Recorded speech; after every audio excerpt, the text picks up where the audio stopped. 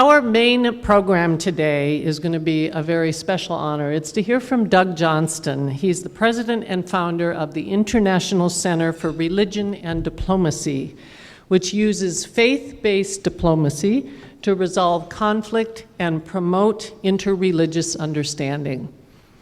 Its work addresses identity-based conflicts, particularly those taking the form of ethnic conflict, tribal warfare, or religious hostilities, all too familiar to us every day.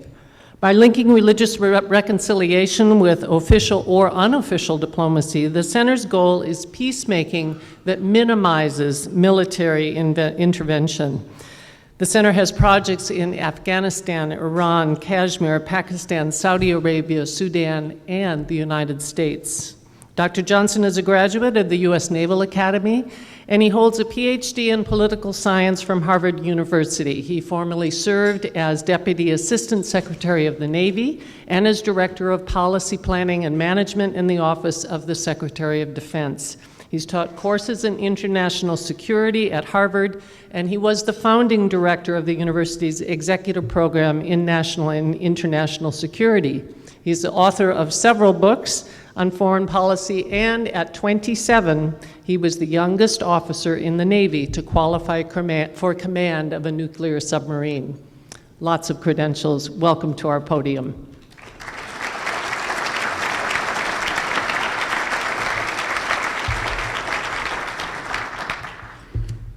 I have to adjust this.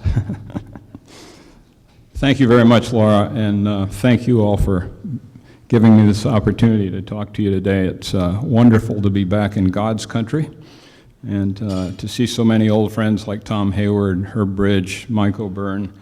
The list goes on. Many of you who I met when I last spoke here 17 years ago. Seems like a long time ago.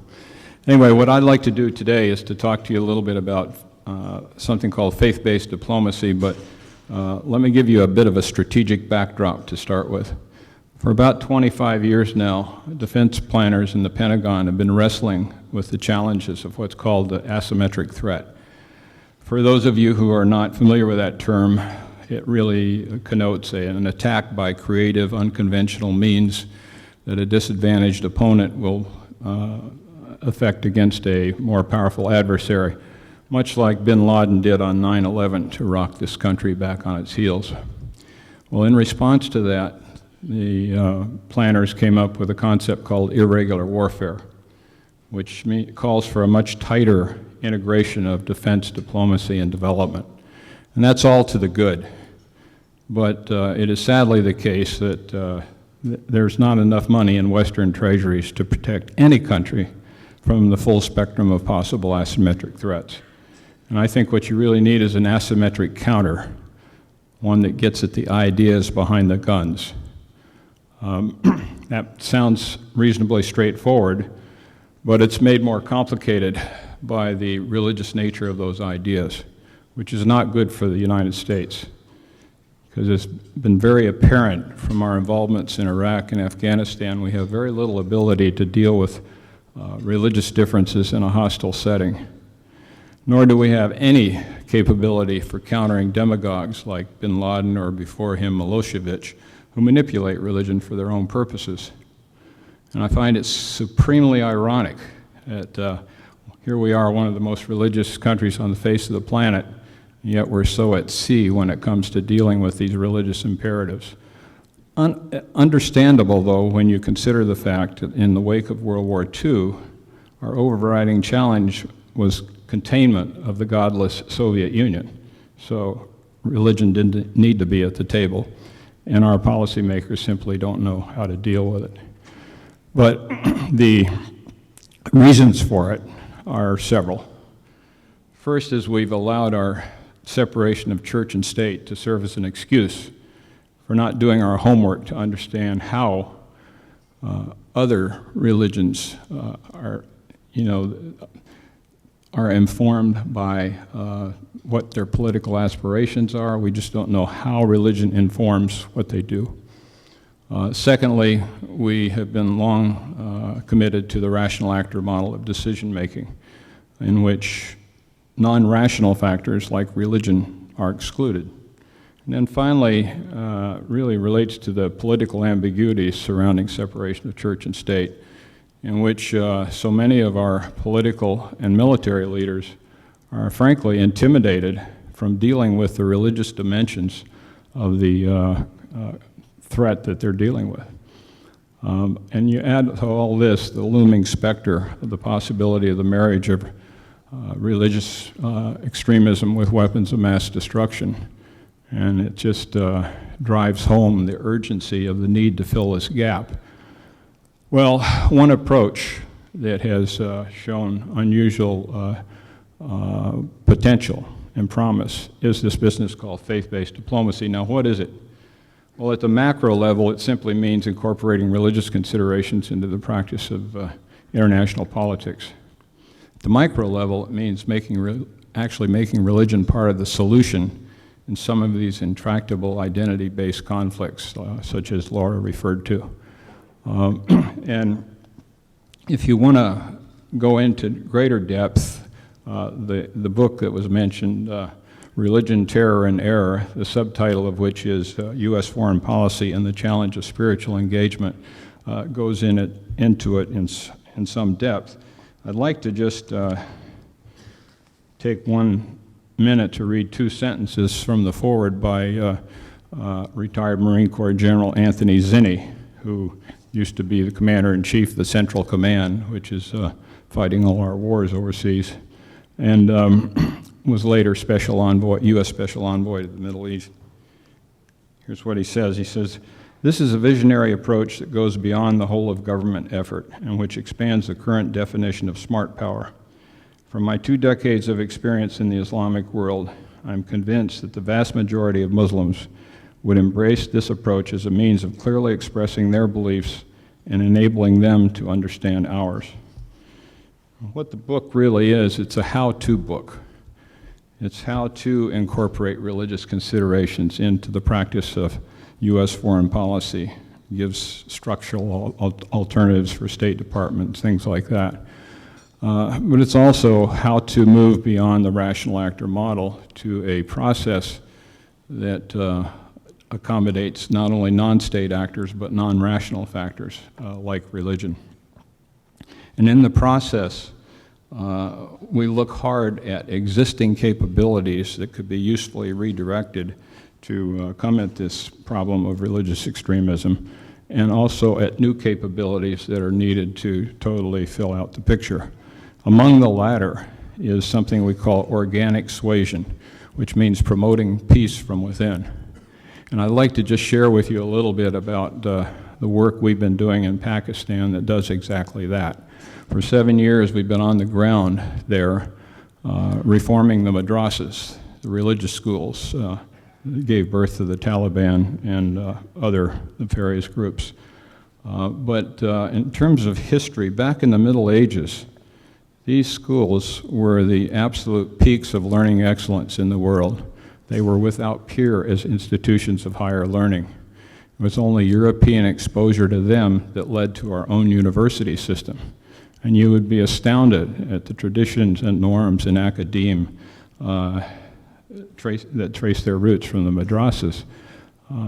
Just think about University of Washington graduation, the mortarboards and tassels you wear at graduation came out of the madrasas. Funding a chair in a given discipline came out of the madrasas, and it shouldn't be a surprise. It was the model, but we've just long forgotten that.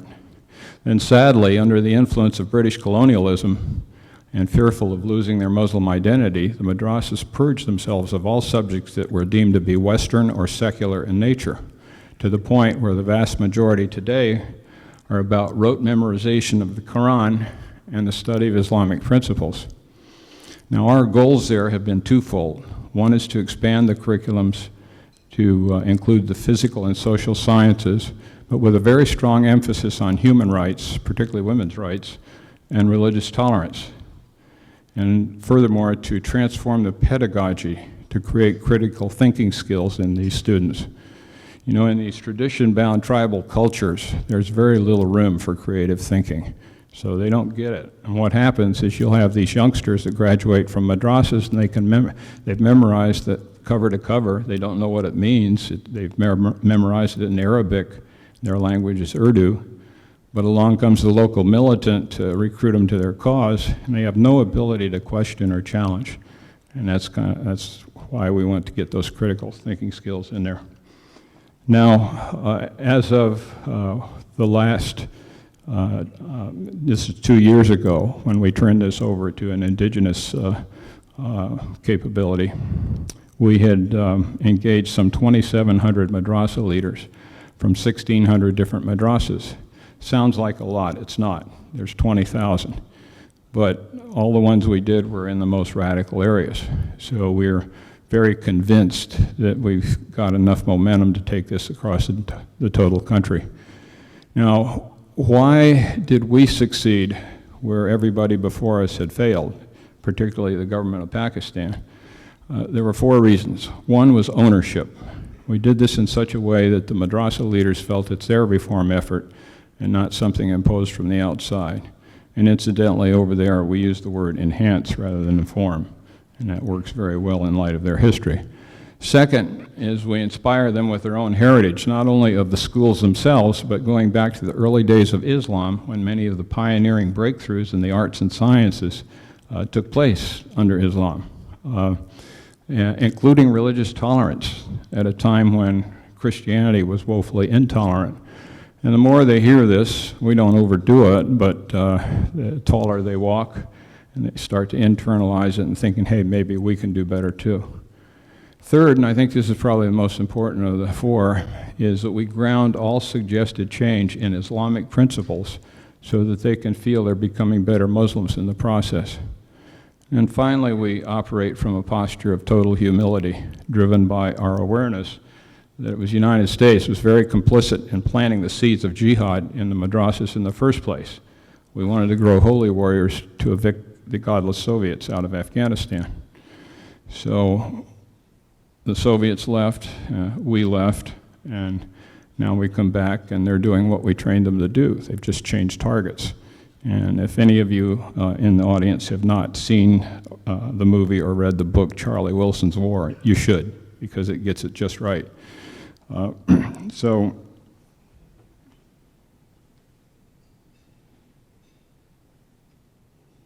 what I'd like to do now is just share a couple of anecdotes with you to kind of bring it alive. In one of our workshops, there was a Taliban commander of some renown. We were kind of surprised, but it's our sort of indigenous partners who recruit these folks. And he was somewhat despondent. He had lost 2 sons in the fighting, and he said, we don't know what America wants. You come after us with guns, we have no recourse but to respond in kind. So this led to an invitation for me to come to the mountains 2 months later to meet with the senior leadership to tell them what America wants. So in those 2 months, I made the rounds at State, Defense, and the agency to make sure whatever I said was consistent with U.S. policy. And I'm here to tell you that it's not only the Afghans in the mountains that don't know what America wants. But anyway, I walk into a room there, and the room is probably, a sixth the size of this room. It was quite full, 57 Taliban commanders and several tribal and religious leaders. And I told them that the reason I was there was to see if we could build on religious values that we shared in common to create a confidence-building measure that could point toward peace. And I said, but in order to do that, you need to understand the Western perspective on what's going on here. And then I told them what America wanted, which was merely to lay down their arms, distance themselves from al-Qaeda, and reconcile with the Karzai government. And over the course of the next 2.5 hours of dialogue, a lot of venting took place, as you might imagine, but a number of penetrating questions emerged, 2 of which I'll share with you. One was, why were we attacking Islam? And I said, well, the United States may have made some mistakes of late, but it's never been attacking Islam, as should be apparent from our past interventions on behalf of Muslims in Bosnia, Kosovo, Somalia, Kuwait. He said, left untold in many descriptions of Somalia are the more than 100,000 Somali lives that were saved as a result of humanitarian aspects of that intervention.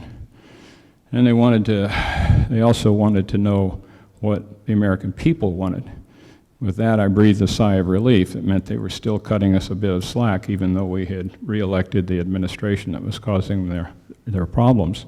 And I said, what America wants is peace in the region with democratically stable governments in Iraq and Afghanistan. And the other question was, why are we attacking Afghanistan? I said, well, to put that in terms that you hold dear, hospitality, loyalty, and revenge, I said, before we recognized certain members of al-Qaeda as a threat, we welcomed them into our country, we gave them hospitality, and then without warning, they struck on 9/11. We wanted revenge, so we went to the Taliban government to ask them to turn over al-Qaeda leadership so we could bring them to justice, and they refused. So we attacked. I said, but we did so with a heavy heart, because most Americans have great admiration and respect for the Afghan people, stemming from our common struggle against the former Soviet Union.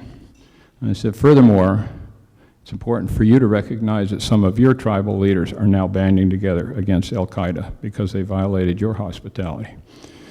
So after this part of it, we broke for prayer and came back in a smaller group and came up with a confidence-building measure. But during the course of that 2.5 hours of dialogue, by the way, I learned later that some were al-Qaeda in there, and I was glad I didn't know it at the time, but one very tough-looking gentleman stands up and he points his finger at me and he says, I can't talk to you unless you become a Muslim. And I thought for a second, I said, well, I don't see a problem. I said, Muslim means submission to God. We all submit to God, therefore we're all Muslims. Everybody laughed and we went on with our business. But later, quite a bit later actually, our project director, who's a Pakistani American and who was terrific at all this, and our Wahhabi partner who spent the better part of a month rounding these folks up, these were Afghan commanders to come across the border for this meeting. They got very uptight at that point because the standard scenario is you convert or you die. And of course, I was oblivious to all that, and I thought to myself, well, the Lord really does look out for fools and incompetents, you know. So, but we did come up with a confidence-building measure, and sadly, I was unable to get NATO to buy into their part of it. But later, it paid off when several months later, when the Korean ambassador called me to ask if there was anything our center could do to help secure the release of the 21 Korean missionaries being held captive by the Taliban. And largely as a result of the networking associated with that earlier meeting in the mountains, we were able to play a very instrumental role in securing their release. It's a fascinating story. We don't have time to go into it here, but the point is you never quite know where these seeds are going to fall and actually bloom into something. The other anecdote is that you may recall when the Taliban had taken over the Swat Valley, which is sort of a resort region up in the mountains of Pakistan, and heads were rolling all over the place. And we were conducting a workshop for 16 madrasas surrounding the valley, and toward the end of the workshop, one gentleman stood up. He was a madrasa leader, but he was also a commander in Lashkar-e-Taiba, the terrorist group that brought you the attacks on Mumbai. And he said, I'm standing here, I came here for one reason and one reason only, and that is to discredit everything you have to say. He said, but I now stand here before you full of rage because for 26 years I've studied and taught the Quran the way it was taught to me. He said, after today, he says, I feel for the first time in my life that I've felt the soul of the Holy Quran and its peaceful intent. I now see that the right way to advance Islam is through peace, not conflict. I'm going to change what I teach my students, and I'm going to tell them why. Well, pretty bold words in that kind of a setting. I suppose he got cut some slack because he was a terrorist commander, but I've been amazed at, how courageous these people are. Once you get past that veneer of rage and hostility and engage them, not only did they get it, but many of them become champions of what you're talking about at great personal risk to themselves. Well, anyway, we came back a month later, and he was doing exactly as he had promised. And we had a CNN team with us. They'd been after us for 3 years to capture some of our work, so we took them in. And he said it on CNN for God and the whole world to hear, but I think he realized at that point he was getting on thin ice because he said, enough, enough. But anyway, that gives you a sort of a feel. Now, those are the anecdotes, but systemically, some of the things we did was we took the National Madrasa Oversight Board. These are the 5 religious leaders that sit on top of the 5 sects that sponsor these schools. And we took them to Egypt and Turkey to see how folks handled religious education down there. And they went with an attitude, you know, what can these secularists teach us religious purists? They came back very humbled because they found out that not only could Egyptian and Turkish students handle religious questions every bit as ably as any Pakistani madrasa student, but they could also handle contemporary problems because they'd had all of these other subjects, the math, the science, and what have you. And so they came back and they instructed that from that point on, all madrasa leaders were to become certified. And there had been no certification before. You want to open a madrasa, you open the madrasa. There were no standards. So one of the things we did is we got 6 universities on board with providing training for madrasa faculty, and several hundred have now gone through that training. One of the things that was kind of interesting at just a couple of years ago, for some 5 years, the State Department, the embassy in Islamabad had not been supporting our work. I don't mean financially, I mean even morally. We never could quite figure out whether that had to do with separation of church and state, or if it was just too politically hot to handle the problem of seemingly supporting Americans messing around in Pakistan's religious schools.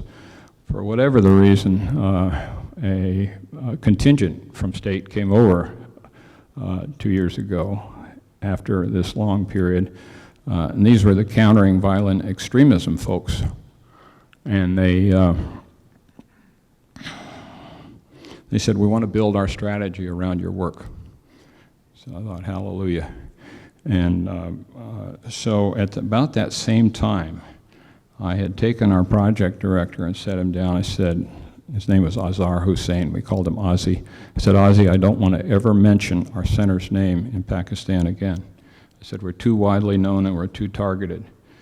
3 days later, I couldn't believe the timing, but 3 days later, out comes a 7-page online jihadist journal article. It goes to all the cells in Pakistan and Afghanistan, specifically targeting our work. So the good news is we're having an impact. The bad news is we're having an impact. and our indigenous partners who'd been working with us, who'd been absolutely fearless in taking us into, going into harm's way, with that article, they fled the country. Fortunately, 2 years earlier, we'd put in place the legal structure for an indigenous NGO that we would one day pass the baton to, because our job is always to work ourselves out of a job by creating capacity, not dependency. So we energized that, took our project director, who was also our senior vice president for operations, let him go, made him president of that,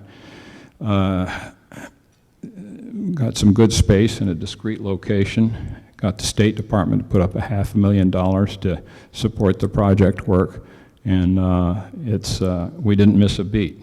The numbers I gave you, 2,700 madrasa leaders and 1,600 madrasas are now up to 4,500 and 2,500 respectively. So we're just, we're continuing to do it. Well, what had happened in all this, of course, is that finally state had wakened up to the fact that what we were doing with the madrasas, that anecdote I shared with you in the Swat Valley, is the ideas behind the guns. That's what I'm talking about. They finally figured out that what we were doing with the madrasas was every bit as strategic as anything else that was taking place either on or off the battlefield. And once that reality became apparent, they got on board. Now, in looking to the future, we have put together a proposal that we're seeking funding for right now, And this would involve sort of mapping the spread and impact of jihadi Salafism around the world. A typical American wakes up in the morning and reads the newspaper and finds out that extremists have been up to no good in Djibouti. Well, they're lucky if they can spell it, let alone know where it is. So all they know is there's bad things going out there. And nobody has done a systematic analysis of that as yet. And so what we want to do is go into countries where it has taken hold, figure out exactly why and what the trends are, go to countries where it hasn't taken hold, figure out why not, and come up with a strategy for containing, if not reversing, its further spread around the globe. I think that that strategy could be very, very important to our national security. So if any of you happen to have deep-pocketed friends who are looking for the opportunity to make the transition from success to significance, we can help them out. Anyway, do we have time for questions? 5 minutes for questions. Any questions? Yes, sir.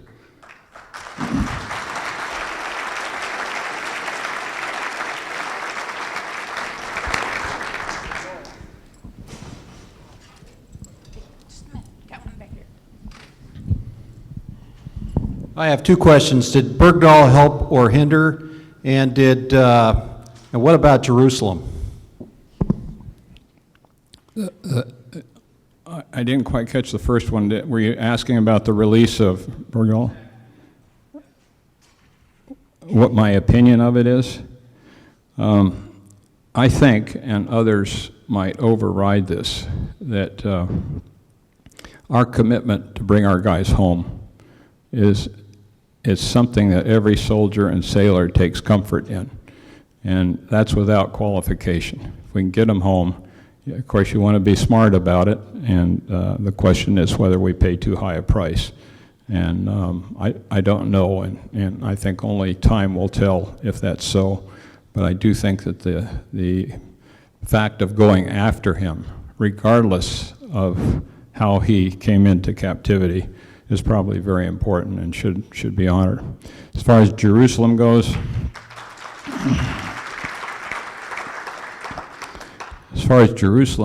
I guess one of the things I would say there, and this is something I've been saying for a long time, is that in all of our Middle East peace processes, religion has never been at the table. And one can easily understand why it might not be, because people think the absolutist convictions do not lend themselves to negotiating. Well, I don't think that's quite right. In 1972, when the first civil war in Sudan came to a halt in the Addis Ababa Accords, that peace was brokered by the All-African Council of Churches and the World Council of Churches. And then, as now, the Muslims held 95% of the power. So I asked senior Muslim leaders who had been there, I said, why did you let two Christian organizations broker the peace? And the answer was because of the moral authority that they brought, okay? So that's one thing you achieve when you include religious leaders, even if it's one-off, as long as you're getting the input. Second is it equips you to deal with religious questions. And religious questions surround Jerusalem and everything else that's going on there.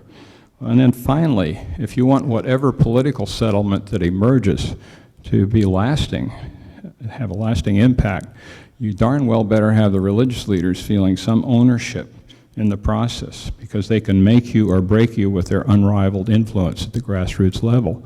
And that's some of what happened in the wake of the Oslo Accords.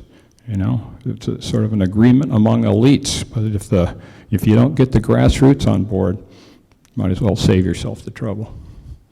Others? Yes, sir. No, it's a very good question, and I'll repeat that. He was commenting on the incursions of ISIS in Syria and Iraq, and the unmitigated terrorism that it represents, and how should our military deal with such things. I guess I would say, as thoughtfully as possible, you know, bombs and bullets have their place. And it would seem like this is one instance where they might have the place, but more often than not, you end up spawning more terrorists. So if you're able to do anything like I've been talking about, where you're winning hearts and minds, that becomes contagious. That's how you drain the swamp of extremism. It's not with the bombs and the bullets. But I must tell you, quite frankly, that a lot of what I see going on in the world, attaching itself to an Islamic title of one notion or another, for the most part, most of them have to do with, tribal customs, nothing to do with Islam. But for those who are hard over, there isn't a good answer to that. It's evil. What they're doing is downright evil, and you have to stop it one way or the other. So I would hope that we could be more aggressive thoughtfully than we have to date in terms of how we are handling our business over there.